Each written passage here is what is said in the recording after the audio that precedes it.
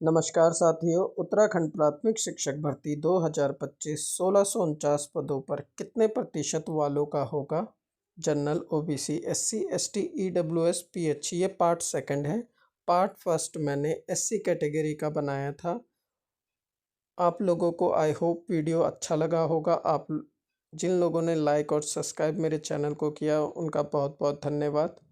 आज ये पार्ट 2 बनाने जा रहा हूँ क्योंकि कमेंट के माध्यम से मेरे को काफ़ी लोगों ने कहा था सर इसी तरह से जनरल, ओबीसी, एसटी, ईडब्ल्यूएस और पीएच की भी बनाएं।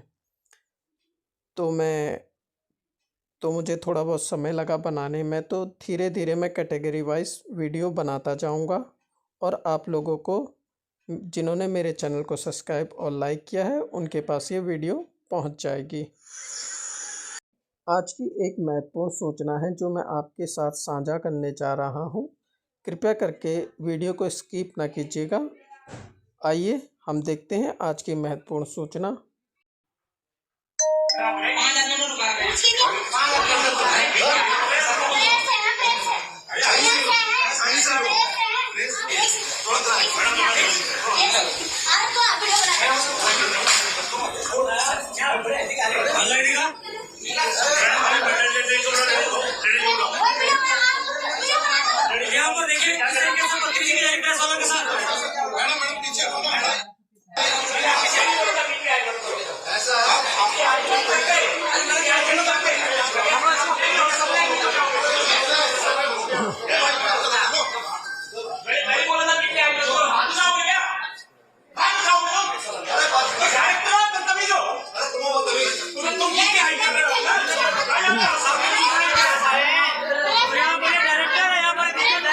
जैसा कि आज के अखबार में नैनीताल जिले के प्राइमरी स्कूलों में शिक्षकों की कमी दूर होगी। अगले 2 दिन में जिले के 950 से अधिक प्राइमरी स्कूलों में 129 शिक्षकों की तैनाती। यहाँ पे आपको यह पता चल गया है कि नैनीताल जिले में 129 पद खाली हैं।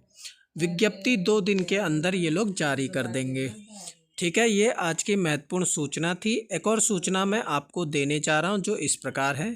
यहाँ पर एक और महत्वपूर्ण सूचना यह है कि वेटिंग बैच के जो अभिभावक हैं वो लोग भी धरने पे गए हैं।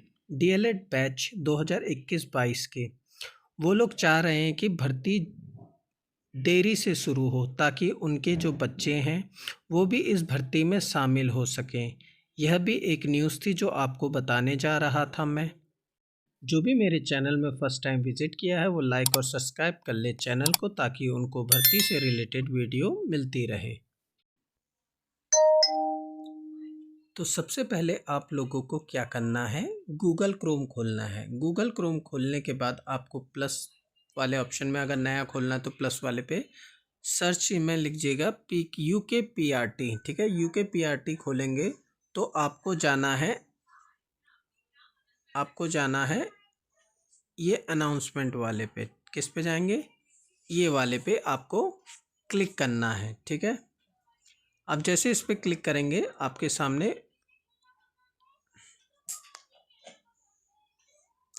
सामने विभाग की साइट खुल के आ जाएगी। ये ऑथेंटिक प्रूफ साइट है। ठीक है, आपको जाना है 5th पेज पे। किस पेज पे? 5th। आपको बहुत ही डिटेल वाइज मैं बताने जा रहा हूँ, वीडियो को स्किप मत करना। आप डाउनलोड करेंगे बागेश्वर की लिस्ट। बागेश्वर की लिस्ट इसलिए डाउनलोड करेंगे क्योंकि यहाँ पर टीईटी की डेट दे रखी हुई है, कब उन्होंने टीईटी करा हुआ है। ठीक है, ये मोस्ट इम्पॉर्टेंट पॉइंट है, टीईटी कब किया है एनआईएस वालों ने। ठीक है, अब इसको हम ओपन करने जा रहे हैं।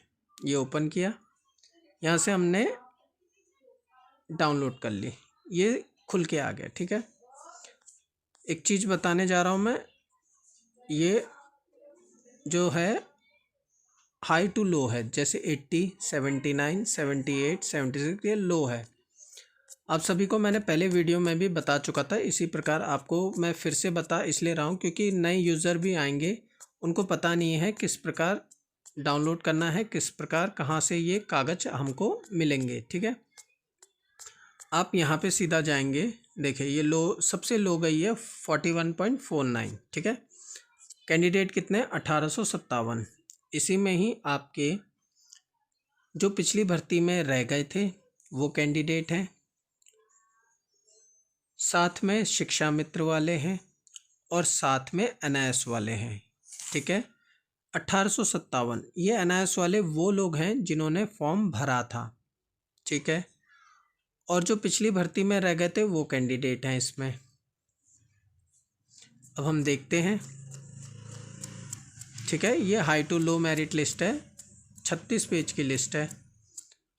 अब हम सबसे पहले देखेंगे सबसे पहले हम देखेंगे सर्च किसको करना है। ठीक है, सबसे पहले मैं जाता हूँ फाइंड वाले पेज पे, जाएंगे, यहाँ गए।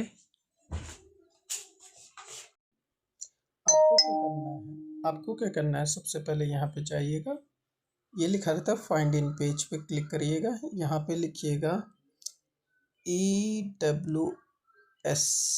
EWS के जो कैंडिडेट है सर्च मार देना। यहाँ पे आएगा EWS के 81 कैंडिडेट है। कितने कैंडिडेट है और आप सब जानते हैं लो टू हाई है। ठीक है, ये मैंने पूरी गणना कर दी है। EWS अगर हम देखें तो एक 76 वाला है और EWS ये देखो एक 79% का है, एक 78% का है। ठीक है, इन्होंने 2019 में टेट किया है, ये बिल्कुल सही है। अगर यहाँ देखें EWS का है 2019 का टेट लगा, ये भी सही है। EWS का है 2019 में लगाया है टेट, बिल्कुल सही है। EWS का है 2013 टेट। ये देखिए, ये जो कैंडिडेट है EWS का है, एनआईएस का है, लेकिन इसने टेट कब का लगाया है देखो, ये देखना, इसने टेट लगाया है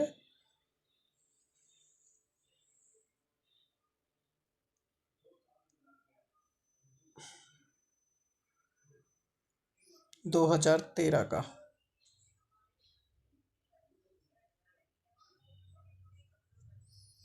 तो ये एक कैंडिडेट आप कम कर सकते हैं। ठीक है, इसकी डिटेल लिख के आप, अगर ये नाम फिर से आता है तो आप वहाँ पे इसकी कंप्लेन कर सकते हैं कि ये पहले से ही गलत तथ्य उसको लगाते हुए, पहले भी इसने भर्ती में आवेदन किया था, अब दोबारा तथ्यों को छुपा के ये कर रहा है।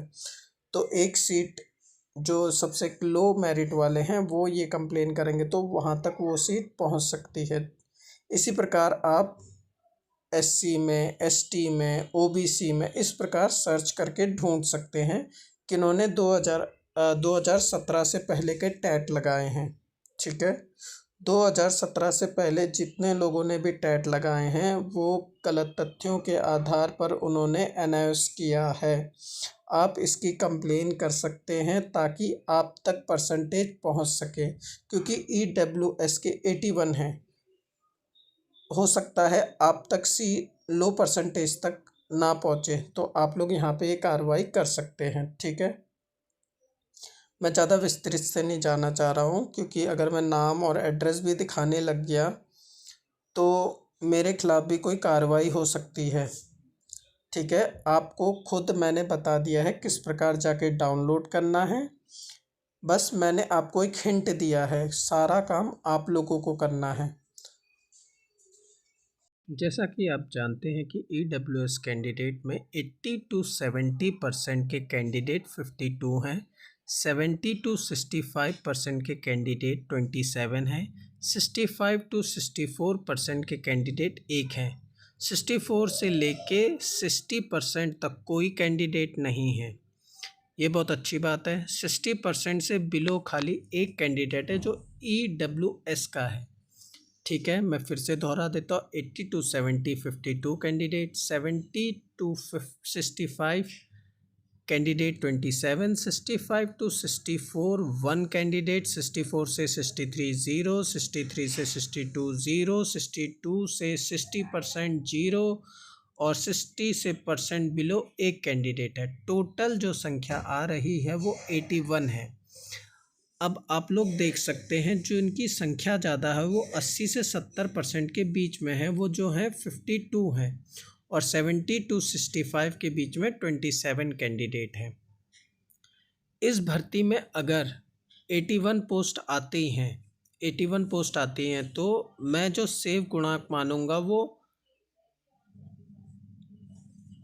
मैं जो सेव गुणांक मानूंगा उसे 65 ही मानूंगा। वो इसलिए क्योंकि बहुत से एनआईएस के कैंडिडेट होंगे जिनके पास पेपर और डॉक्यूमेंट पूरे नहीं हो पाए होंगे।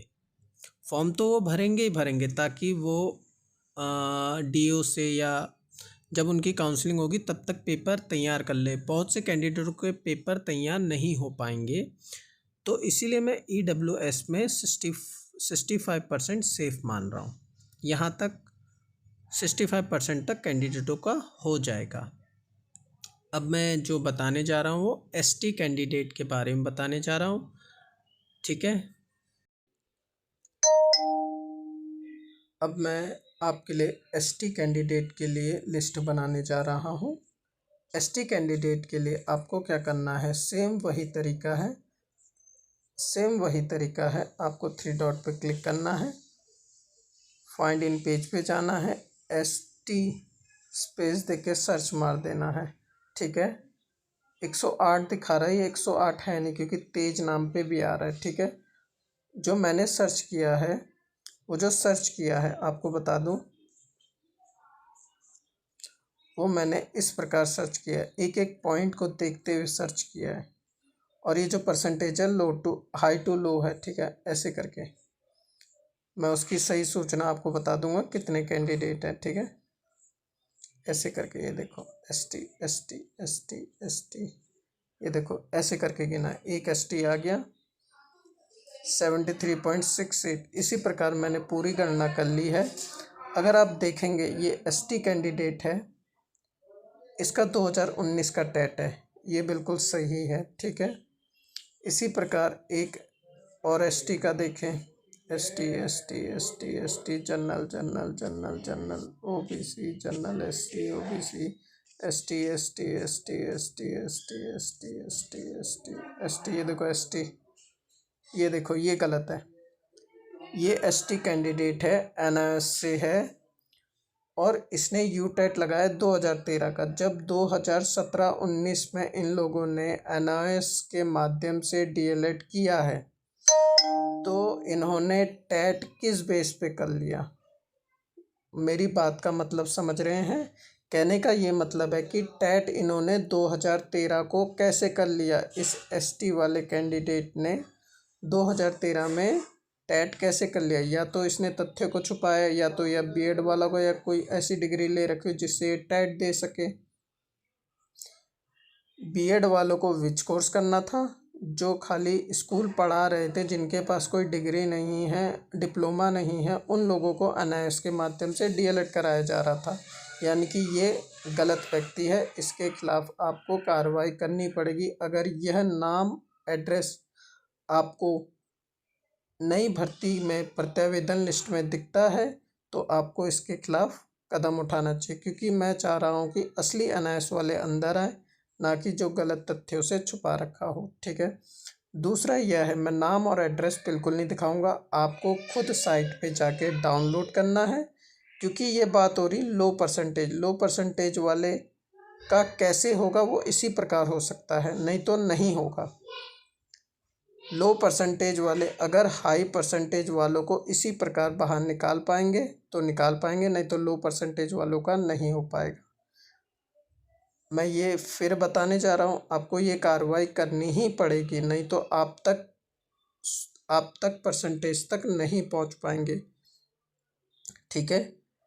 देखो आप बोलोगे मैं कैसे ढूंढूंगा, वो तो नंबर देखो, डीएलएड के नंबर कभी नहीं चेंज होते, डेट ऑफ बर्थ कभी नहीं चेंज होती, बाप का नाम कभी चेंज नहीं होता। ये 3 चीज़ आपको सामने सामने दिखेंगे, आप ऑटोमेटिक पकड़ लेंगे कि वो बंदा कौन है, ठीक है।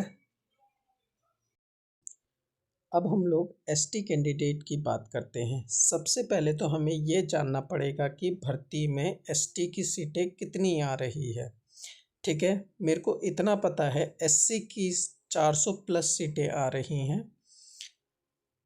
अब एसटी की कितनी आएगी, यह आपको जब विज्ञप्ति आएगी तो आप लोगों को क्या करना है, उन सबको कैलकुलेट कर लेना है।